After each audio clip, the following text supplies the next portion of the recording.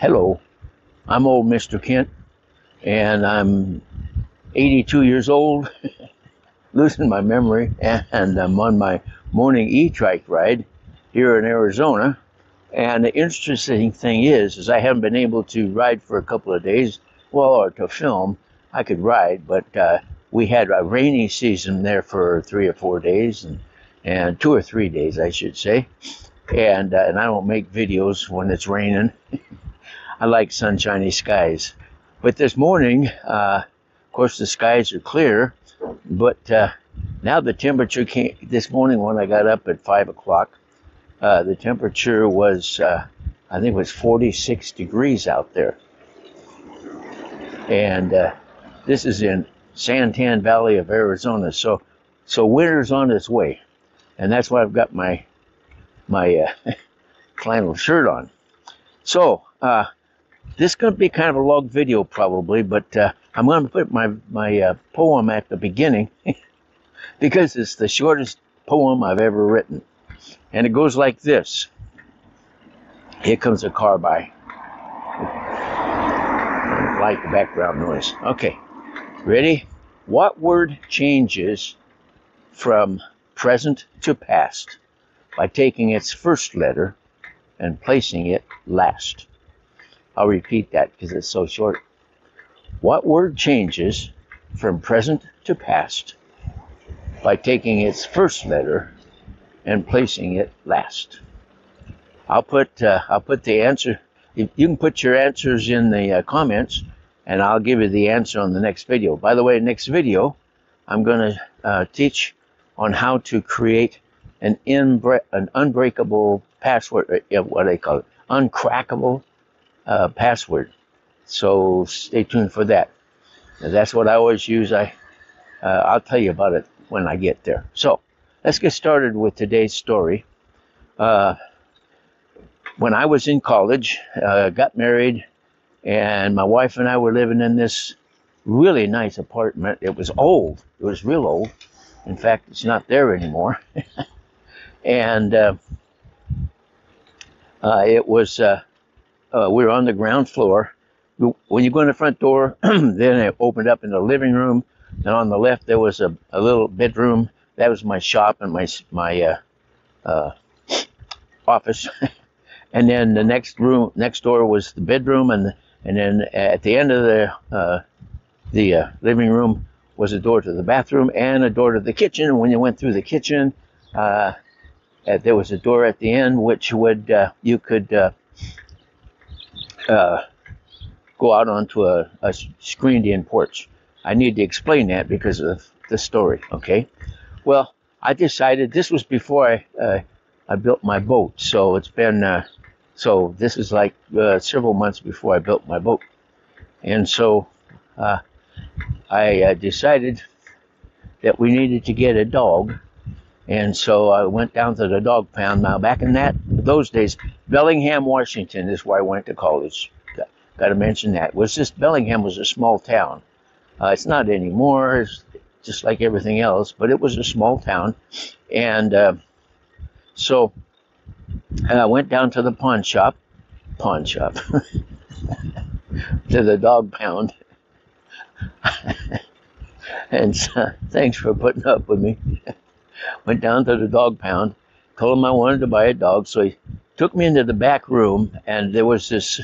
Now, I've told these parts of this story before, so stay tuned. I'm going to go all the way through until he had to be put down, okay? And so went back, and there was this cardboard box with about sides that were about a foot high, and it was like maybe 2 or 3 feet by 2 or 3 feet. And it had a half a dozen black labs in it. And they were all laying around. Let's see, do I need to go this way? Yeah, I'll go this way. They were all laying around except for one. He was over in the corner, scratching, trying to get out, trying to climb out. And I decided that's the dog I want. So I took him home, and I named him Maynard. Now, the dog we have now, we bought when she was 3 years old, because they wanted to, never mind, anyway, and they had named her Ruth, okay? And that's a good name, except that now that she's 14 years old, when I call her, she can't hear it because it's such a low tone name. So I wanted my dog to have a high-pitched name and 2 syllables, and so I named him Maynard, okay? And Maynard, you know, that carries better than Ruth. So anyway, so that was his name. Took him home, and then started training him a little bit here and there. And then we put him on the back porch at night. Of course, he barked the first couple of nights all night long. But we put him on the back porch, and it was screened in. And at the same time, there was a whole bunch of kittens back there that the owner had put back there. And so we had, he was back there with a whole bunch of kittens. And keep that in mind, because that's going to be important pretty soon. So make sure not going to get run over by a car here. Kind of busy this morning. Anyway, so as time went by, he got to where it was bigger, and started training him as much as I could. He loved to chase things. Take him to the park, and he'd throw a stick, and he'd bring it back over and over. And so anyway, and the kids in the neighborhood, they'd come by and they'd say, "Can Maynard come out and play?" Just like he was one of theirs, because he was such a friendly dog and just liked to play and catch things, and so that's what we did. Well, so anyway, one day he was out with the kids, I guess. I don't remember why he was outside, because he was a male dog, and they didn't have all kinds of rules like they do now. So anyway, so pretty soon he comes in, the door opens, and he comes in, and nobody closes the door, nobody comes in with him. So I got up and I went over and I looked, and yeah, he'd opened the door himself. Because apparently he had watched. The door was it wasn't a real snug door. This was back in the old days. And so he had watched as people opened the door, and he had to turn the knob. Well, when he was back with the kittens, they used their paws for all kinds of things. And so he thought, maybe I just use my paws. I don't know how it happened, but he got to where he knew how to open the door. And so I got to finish up this part of the story, which I've already told before. So one day, this is back in the days before Walmart and all that, I went to I think it was Wonder Bread bakery store, and had to buy some bread or something, I think. Anyway, I had to go to the bakery. And so I came out. It was a nice summer day. I came out. The windows, I was in the car that day, and Maynard went with me, windows open. I came out, and the dog was gone. I walked all over hollering for Maynard, and he was gone. And I was pretty much heartbroken. And so I put this ad in the newspaper, and, lost dog. Well, then after several days, I got a call from this guy, and he says, identify the dog.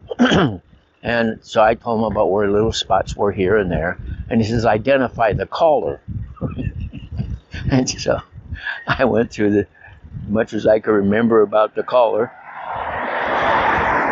And he says, are you sure you want this dog back? I said, yeah. So he told me, he said, my kids really love the dog. I says, yeah, I want my dog back. So I went over to his house, and he gave me his address, and I went up to his house to pick up the dog. So he says, good morning. That's not what he said. But anyway, so he says, my kids love this dog. You sure you want it back? I says, yeah. He says, you want to hear how we got it? Yeah, I said, I want to hear how you got it. Well, we were gone. We got home, and the front door of the house was open. And when you get home from shopping or something and the front door of your house is open, that's kind of a scary situation.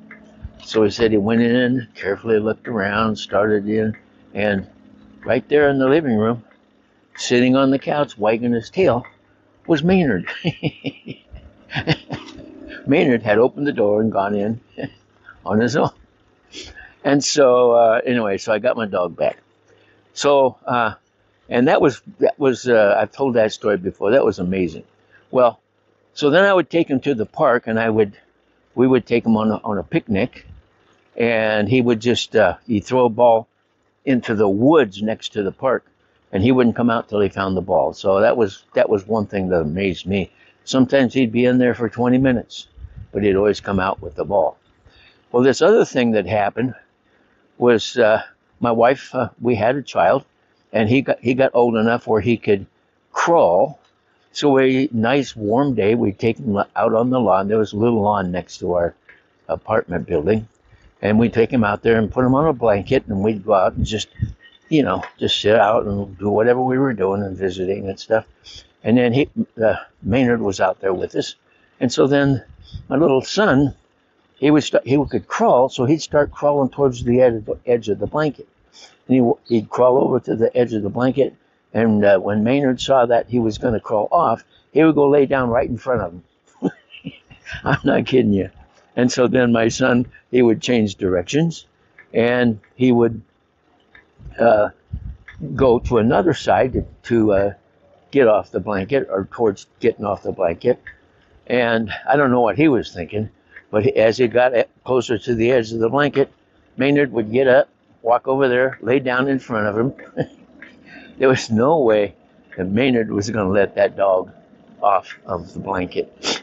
So anyway, it was just amazing, all the things he could do. And of course, I think I've told the story, that competition from a jet. I think I told the story of how I came home from school one day, and there was women's clothing, hairspray cans, shoes, all kinds of stuff all over our yard. And I knew probably where it was from, because just up the hill one block, there was a sorority, and those girls up there loved the dog just like everybody else. He was all over the neighborhood. That was before you had to have leash laws and all that stuff. So I figured that's where it was from, so I bundled all that stuff up. I go up and I knock on the door. And I told them, you guys need to lock your door. And they recognized it, and I said, my dog loves you guys, but you don't want to lose all this stuff. And it's embarrassing to me. So anyway, and then remember I built a boat, or repaired a boat, and we go out on Lake Whatcom. And of course, Maynard, he loved water. If I was at the beach, and it was a lot of wooded area up there back then, and if I was along next to the beach, I would pick up a stick, throw it in the water as far as I could, and he'd swim out and bring it back. And he loved doing that. I'd do that over and over, and so then one time I thought, okay, so I found this about a 3 or 4 foot long small log, and I told Maynard to stay, and I shoved that log out into the water and let it go slowly out, further out, and it would get out there ways, and then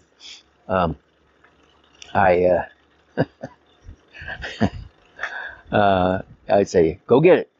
Well, he swam out there, and of course he couldn't bite it in his mouth. He tried to bite it and he couldn't. So what he did was he got on the end of it with his nose, and just like he was a little tugboat, he aimed it towards the shore and paddled and pushed it in. I mean, it was just stuff like that.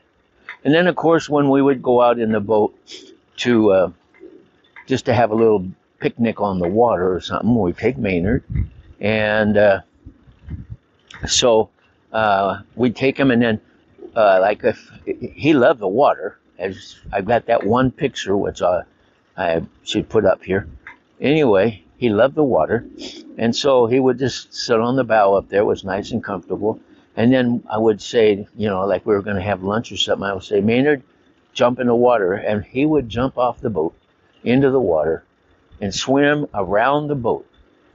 And I don't know, I never timed it, but it was like he enjoyed swimming so much that he would swim around and around and around while we ate our sandwiches or for whatever it was we were doing. And so And then we would say, come on, get in, and he'd swim up to the side. He couldn't really climb in, but I would help him. I'd put my arms underneath his front legs and pull him up a little ways, and then he was able to get himself. You know, it's just an old rowboat, is what it was. And there's one of my friends back there. Anyway, and so that was our experience. And of course, like I said, they didn't have any leash laws, and he wandered around and wandered around. But the time came when I graduated, and I found a job working at Boeing in Seattle. And the Boeing plant was back that time. Well, anyway, it doesn't matter. They were just a small plant there, and at the bottom of Beacon Hill, if you know what that is. So we bought a house, and at my parents' suggestion, which I never should have done, but anyway, we bought the house, and we had some neighbors across the street. They were really nice folks, and of course their kids loved my dog. Now Maynard, this was all new neighborhood, and so he'd swim. So he'd take off. We wouldn't see him for a day, and then he'd be back home. So he was out doing whatever he liked to do, and then he'd come home, and then kids across the street, the family that lived across the street, they were really friendly. We kind of got real well acquainted and enjoyed each other's company. And so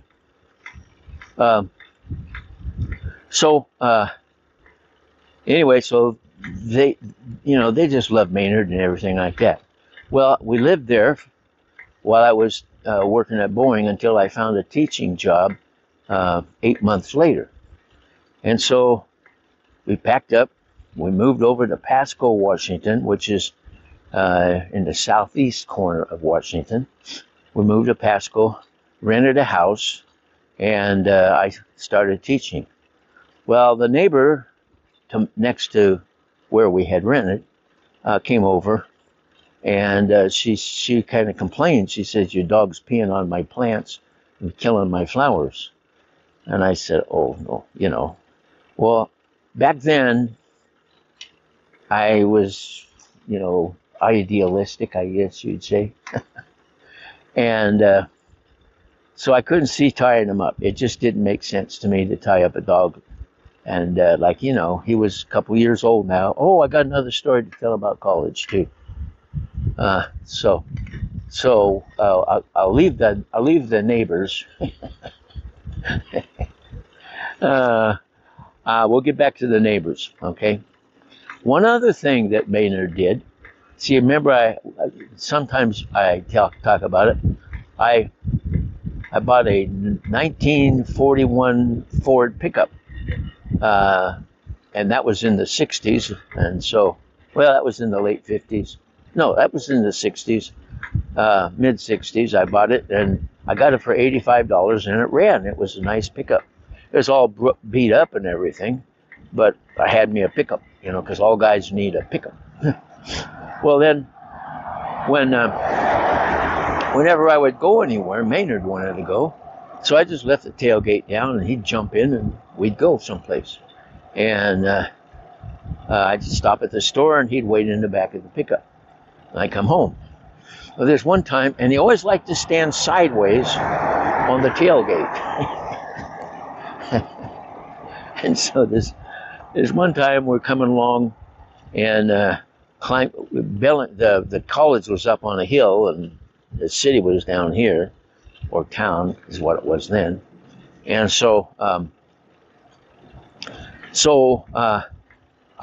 he's waiting in the pickup, and so then when I get ready to go, I get in the truck and I'm gonna cross the street here. I get in the truck and I start going, and I got stoplights and stuff as I'm going up. And I get to this one stoplight, and this guy comes up next to me, and he says, "Your dog fell out way back there." And so I pulled over and I looked, and here he came running, wanting to get caught up with me. And so I put him in the back, and so that was just something that happened. And he just loved riding in that truck. Okay, now where was I? There was something else I was going to tell you about it. I'll probably get back to it.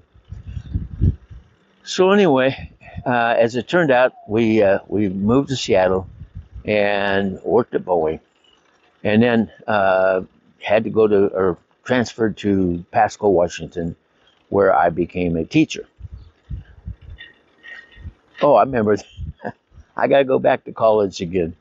I got all these stories, and I keep forgetting them. So Maynard would follow me around, as I said, and so when I would walk to school in the morning, I was only about 2 or 3 blocks away. Or in the afternoon, sometimes I'd have to go back. Well, he would follow me. And so if I, went into a building, well, he'd just sit outside, waiting for me to come out. And it just happened all the time. He was always waiting for me to come out. Well, this one time, I went into the industrial arts building in the front door. And so he sat down, waited. And I came out the back. I came out a different door to go home and forgot all about Maynard. And this was on a Friday. And so I go, I can't remember who told me, but somebody either called me or stopped me and they said, your dog got picked up by the dog pound.